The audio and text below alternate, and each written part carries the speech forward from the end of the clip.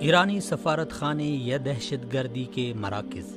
جنوب مشرقی یورپ میں واقع مسلم اکثریتی ملک البانیہ نے 2 ایرانی سفارتکاروں کو ملک بدر کر دیا ہے۔ بدھ 19 دسمبر 2018 کی شام کو وزارت خارجہ کے ترجمان نے پریس کانفرنس سے خطاب کرتے ہوئے کہا کہ ان کے ملک نے 2 ایرانی سفارتکاروں کو ملک سے بے دخل کر دیا ہے، جن پر الزام تھا کہ وہ بم دھماکوں کے ذریعے ملک کی سلامتی کو نقصان پہنچانا چاہتے تھے۔ وزارتی خارجہ کے ترجمان کے مطابق دونوں سفارتکاروں نے سفارتی پروٹوکول کی پاسداری نہیں کی اور وہ مملکت کے امن کے لیے خطرہ بن چکے تھے۔ یاد رہے کہ حال ہی میں تہران کے سفارتی تعلقات مختلف یورپی ممالک کے ساتھ اس وجہ سے اچھے نہیں رہے کہ ایرانی خفیہ ایجنٹوں نے ان ممالک میں امن غارت کرنے کی کوششیں کی۔ ایران کی اپوزیشن ارکان کی ایک تعداد یورپی ممالک میں رہائش پذیر ہے، جن کو قتل کرنے کے لیے ایرانی ایجنسیاں مختلف اوقات میں کوشش کرتی رہی ہیں۔ البانیہ میں بھی مجاہدین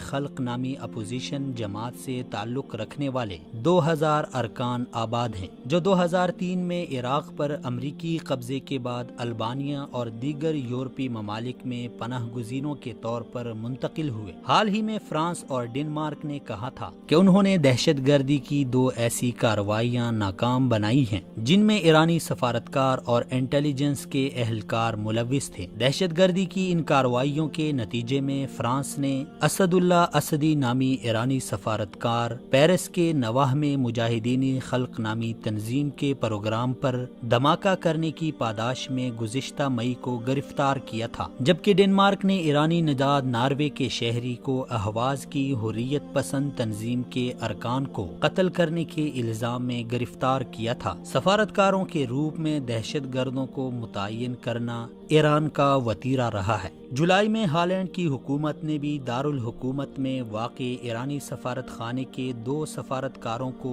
دہشت گردی کے الزام میں بے دخل کیا تھا۔ جون 2016 کو اسلام آباد میں متعین ایرانی سفارت خانے کے قونصل مرادی کو ایک دوسرے اہلکار سمیت اس وقت بے دخل کر دیا گیا جب انہوں نے سفارتی پروٹوکول کی خلاف ورزی کرتے ہوئے وزارت خارجہ سے NOC لیے بغیر شمالی علاقہ جات کے شہر اسکردو میں ایک فرقہ وارانہ پروگرام میں شرکت کی تھی۔ اسی دوران ایرانی سرکاری ٹیلی ویژن اور ریڈیو کے اسلام آباد میں متعین بیورو چیف حسین سرائی کو بھی ناپسندیدہ شخصیت قرار دے کر ویزے میں توسیع دینے سے انکار کیا گیا تھا۔ موصوف پر الزام تھا کہ وہ برادر اسلامی ملک کے ساتھ اسلام آباد کے تعلقات میں رکاوٹیں ڈالنے کے ساتھ ساتھ فرقہ وارانہ عناصر کی سرپرستی کر رہے ہیں۔ دسمبر 2017 کو کوئٹہ میں واقع ایرانی قونصل خانے کے ویزا سیکشن کے افیسر جواد دہقان کو نور فاؤنڈیشن نامی دہشت گردی کے ادارے کی سرپرستی کرنے کی وجہ سے بے دخل کر دیا گیا تھا۔ سفارتکاری کی آڑ میں دہشت گردی کی سرپرستی کرنے کی وجہ سے پوری دنیا میں ایرانی سفارت خانوں پر نظر بڑھائی جا رہی ہے اور ان کے بارے میں شکوک و شبہات